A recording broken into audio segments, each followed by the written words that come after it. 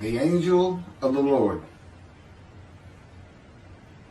Rashi says in his introduction to Zechariah chapter 1, the prophecy of Zechariah is extremely enigmatic because it contains visions resembling a dream that requires an interpretation. We cannot ascertain the truth of its interpretation until the teacher of righteousness comes. Nonetheless, I will put my heart to recounseling the verses one by one, according to the interpretations that resemble it, and follow the interpretation of Jonathan. This is God's test for the Jewish people, in particular the Jewish leaders. God's test of who the descendant of David is. The man described in Isaiah 53, the teacher of righteousness. That's who Rashi, known as one of the first rabbis to say that Isaiah 53 described the people, the Jewish people, as the patriarch Israel. Then here he is in Zechariah saying, we got to have to know the truth of at least chapter 1 of Zechariah, to know its truth, because we can't do it. And no Jewish man, religious, academic, commentator, or otherwise, has ever had the answer to this. And yet this video is going to give it to you. Why? I'm a teacher of righteousness. This is Zechariah chapter 1, verses 7 through 12.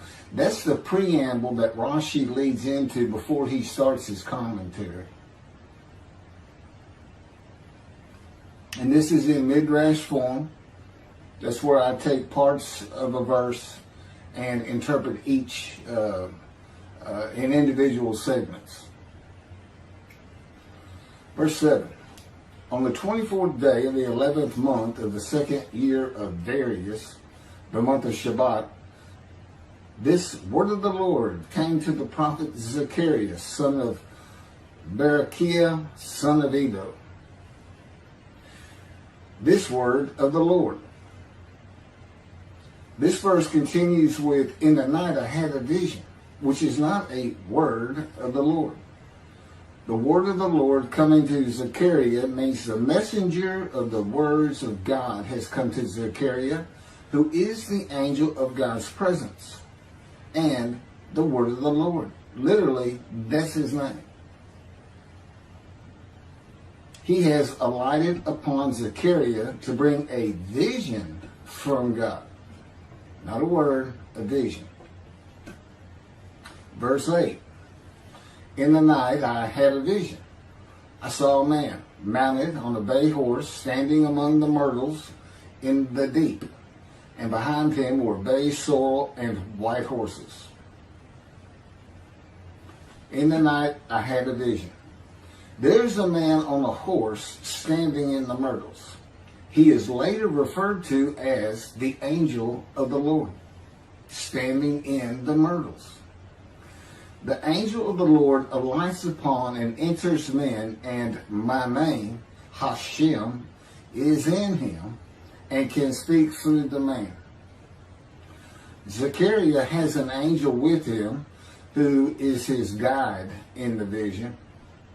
The deep is like a valley Zechariah is looking down on, filled with myrtle trees, and then an open area below that is where the bay, sorrel, and white horses are. Verse 9. I asked, what are those, my Lord? And the angel who talked with me answered, I will let you know what they are. What are those, my Lord? Zechariah is not talking to the angel. That's an angel. It's not my Lord. Who answered, but who never lets him know what they are. he is asking the man standing among the myrtles on a bay horse about the horses in the open area and calls him my Lord. Verse 10. Then the man who was standing among the myrtles spoke up and said, these were sent out by the Lord to roam the earth. Then the man who was standing among the myrtles spoke up and said, again, this is midrash form. Okay, so the man standing in the myrtles answers the question of Zechariah, not the angel who is with Zechariah. Verse 11, and in fact, they reported to the angel of the Lord, who was standing among the myrtles. We have roamed the earth and have found all the earth dwelling in tranquility. And it's just like a dream. We have horses talking. You know, there could have been birds. Anything that can go far and go a long ways out and then come back. In this case, for this story or for this dream that was given to Zechariah, it's horses. And in fact, they reported to the angel of the Lord. They who reported are the horses who have gone to and fro throughout the earth, and they spoke the report to the angel of the Lord, who was standing among the myrtles. The angel of the Lord, who was standing among the myrtles, has alighted upon and entered the man standing amongst the myrtles. The angel of the Lord is using this man as his visible presence. You cannot see the angel of the Lord. Just as he once used a burning bush for his visible presence, and God spoke through him to Moses. Not just as his visible presence, he also used the man to say, these were sent out by the Lord to roam the earth. In other words, it sounded like the answer was coming from this man. But it's coming from the angel of the Lord, and God is in that angel, his presence. Because that's the angel of his presence. You can find that in Isaiah chapter 63. I don't recall the verse. I never see anything on the angel of his presence. Wherever God's presence is, the presence that enters the temple, I never hear any mention of the angel that has to be with him. Why? It's the angel of his presence, who is the angel of the Lord. Yeah, I believe, and I'm not certain about this, but I've heard it at least one or two times, and that is Christianity believes the angel of the Lord is Jesus Christ. Thereupon the angel of the Lord exclaimed, O Lord of hosts, how long will you withhold pardon from Jerusalem and the towns of Judah, which you placed under a curse 70 years ago? Thereupon the angel of the Lord exclaimed. Okay, so the angel of the Lord exclaimed through the man. Zechariah heard the words come from the man standing in the myrtles. It is the only way Zechariah could have heard the words. The angel of the Lord can only speak to the man he has alighted upon. Ezekiel describes this as, a spirit entered into me and set me upon my feet, and I heard what was being spoken to me. O Lord of hosts, how long will you withhold pardon from Jerusalem and the towns of Judah, which you placed under a curse 70 years ago? The following verses are from the book of Isaiah regarding this curse. Isaiah chapter 43, verse 2. So I profaned the holy princes. I abandoned Jacob to proscription and Israel to mockery. That, of course, is God speaking.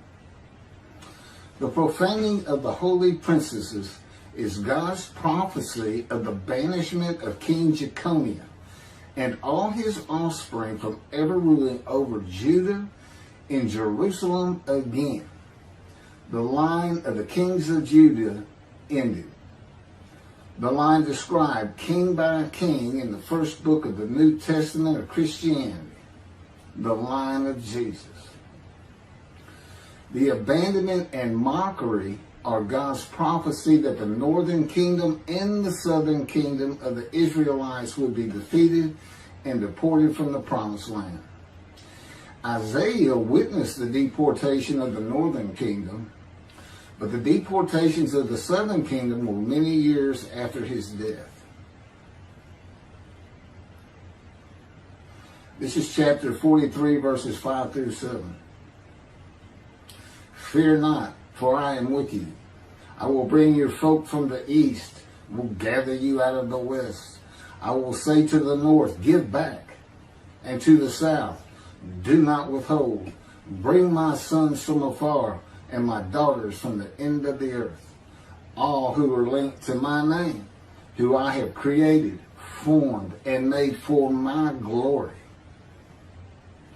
Okay, this is God's prophecy that all the tribes of Israel would return from the Assyrian deportations of the tribes east of the river Jordan that were Reuben, Gad, and the half tribe of Manasseh, and all the tribes of the northern kingdom deported by Assyria, defeated and deported, and the Babylonian deportations of the southern kingdom. It is a prophecy that is specific to the Assyrian Babylonian exiles. This prophecy was fulfilled according to the books of Ezra and Nehemiah and their account of all 13 tribes returning to the southern kingdom of the lands of Benjamin and Judah. Jerusalem is within the lands of Benjamin, and his lands are considered part of the kingdom of Judah, since that is where the kings of Judah rule from. 10 tribes being lost and not returning is a myth. When the 7th month arrived, the Israelites being settled in their towns, the entire people assembled as one man in Jerusalem, as the man Israel, all of them. When the people Israel gather as one man, it is all 12 tribes who were allotted lots of the promised land, and the Levites, they did not receive a portion. They were allowed to go from lot to lot, tribe to tribe, and everybody was supposed to take care of them. The Levites, that would be Levi, the son Levi, the priestly tribe without an allotment of the promised lands.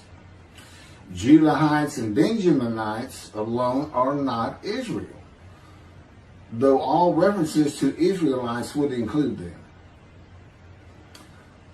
All of Israel had returned together to Jerusalem and Judah, mindful of the imported Gentiles in the northern kingdom, imported by the Assyrians, many of whom tried to stop the building of the second temple. This is why everybody returning, all 13 tribes, all went to Judah. The northern kingdom was occupied by Gentiles, I would assume Assyrians and Arabs.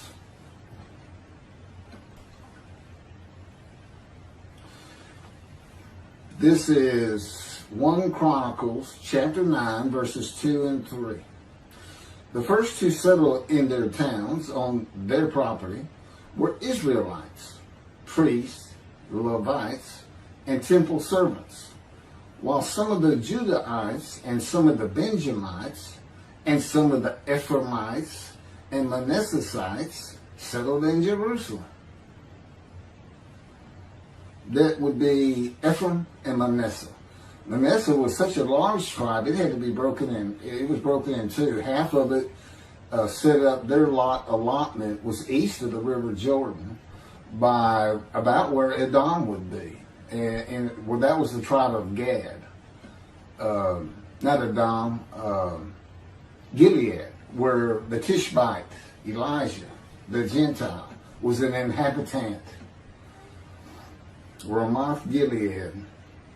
Manassites, Ephraimites, and Judahites were the tribes with the largest allotment of the lands of Abraham, and Jerusalem is in the lands of the Benjamites. Those are who just got mentioned.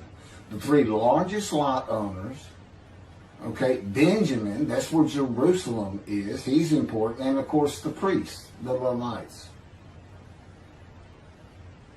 So Ephraim and Manasseh were not lost tribes, as many believe from writings outside of the Bible. There never were lost tribes according to the Bible.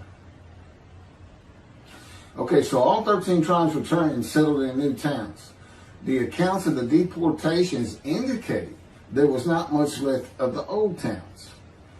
There is no account of how the new towns were settled, though it is unlikely it was based on prior ownership. The exile lasted too long for the deported owners to still be alive, and the tribes of the northern kingdom had to build new towns to live in. It also says the Levites settled in on their lands. So everybody had to pick and choose, and I'm sure the strong and wealthy got the best places, and again, many just settled in Jerusalem. Okay, this is Isaiah chapter 43, verse 14. Thus said the Lord, your Redeemer, the Holy One of Israel, for your sake I send to Babylon. I will bring down all her bars, and the Chaldeans shall raise their voice in lamentation.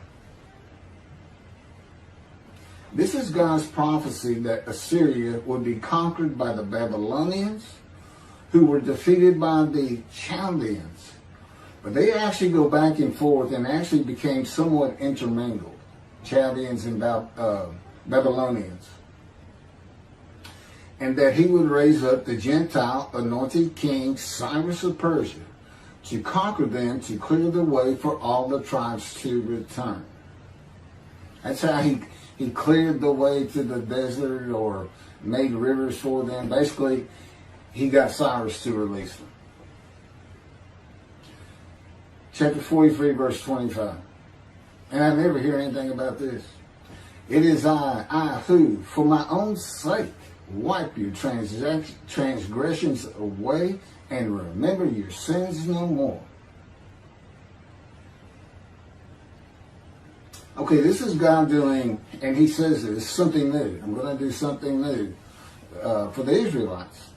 This story repeats with the new covenant that includes sin forgiveness of the Jewish people that arise with Elijah and the angel of the covenant after the exiles of the Roman dispersal return to the land of Israel in a time to come.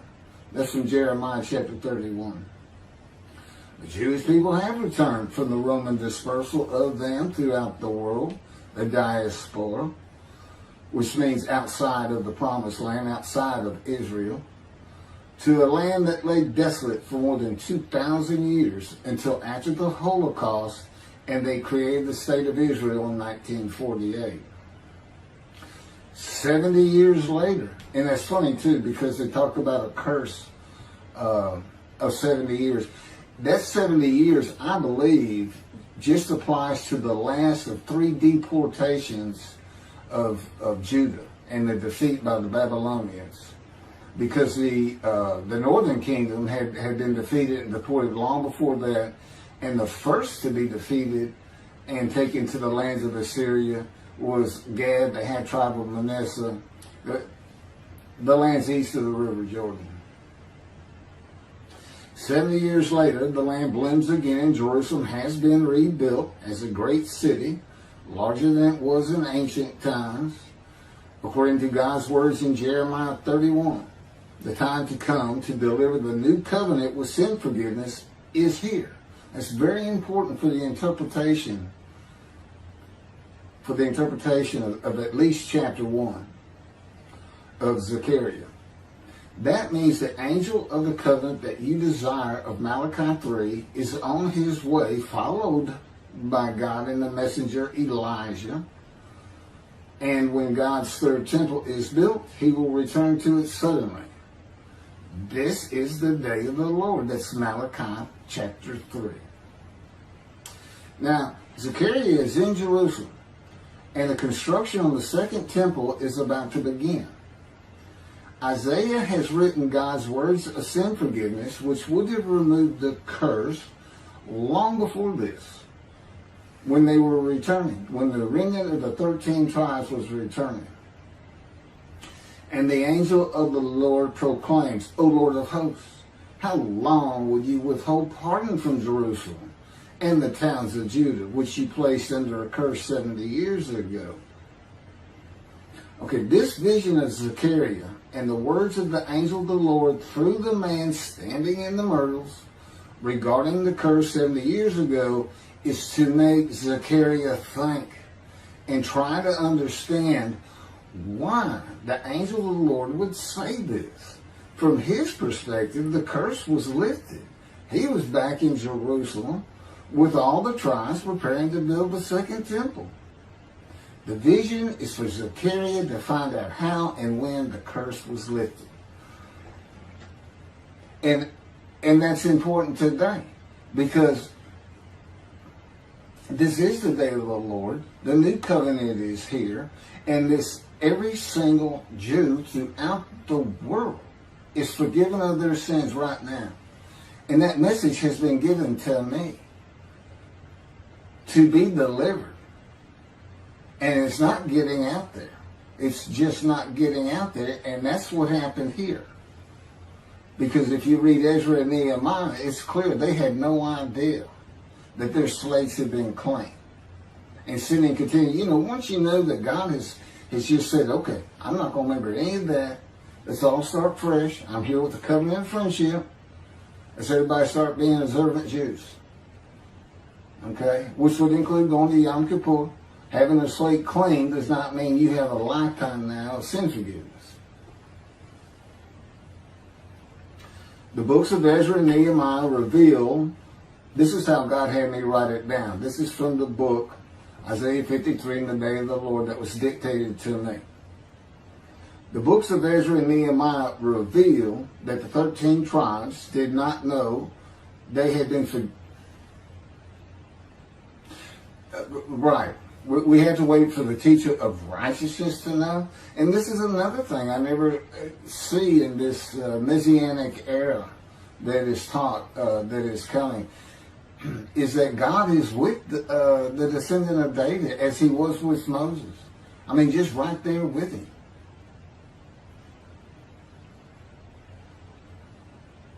The books of Ezra and Nehemiah reveal that the 13 tribes did not know they had been forgiven of their sins to be a holy seed in the building of the second temple. If people know they have been forgiven and have a clean slate from past transgressions against God and his laws, they are more likely to stop their sinful ways and abide by his laws in the future. The scroll of Isaiah needs to be found and interpreted by Zechariah and the religious leaders so they will know of God's forgiveness of their sins. God will be returning before the temple is built. That will be the third temple, to test the devotion of his righteous servant and make him suitable for his purpose, which might prosper. That includes the building of the third temple. This would begin when his spirit alights upon the anointed one, Moshiach. His presence with his righteous servant will be necessary for the temple to be rebuilt. Islam will not freely hand over their third most holy site to Israel and abandon the Dome of the Rock Mosque, a mosque that sits on the Temple Mount purchased by King David for God, the most holy site of the Jewish people. With God is the angel of his presence who is already on the way. You want me to skip that? Okay, this has been covered in other videos more than once.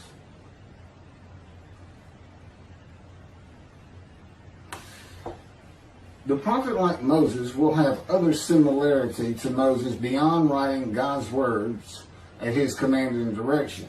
As this was written, at God's command and direction, I typed those words. To the greatest degree possible for any human being, Moshe's identity and existence became one with the Creator. Now that's who you're looking for when you say the prophet like Moses. It's not Joshua. I've heard that one, which is, it says right there on that page, there's never been another prophet like Moses. Well, his attendant Joshua standing right there. If that's, anyway. Moshe's identity and existence became one with the Creator. I don't think you can say that of Joshua. I don't think you can say that of any man until the Spirit of God alights upon him in chapter 11 of Isaiah.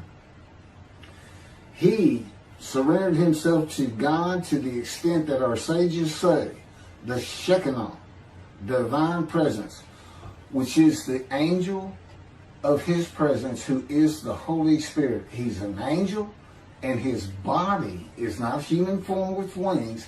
His body is the Spirit of God. Wherever God is, his Spirit is. Wherever his presence is, the angel of his presence is. They're always together. So when they alight upon a man and say, okay, we have tasks for you, that man immediately becomes a man in divine beings.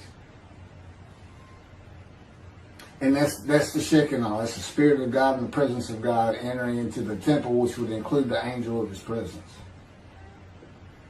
The Shekinah spoke through Moshe's throat. As I have mentioned, God can speak through me. You're only going to know it, just like with the man standing in the myrtles, by the words that are spoken. Okay? Because it's my voice.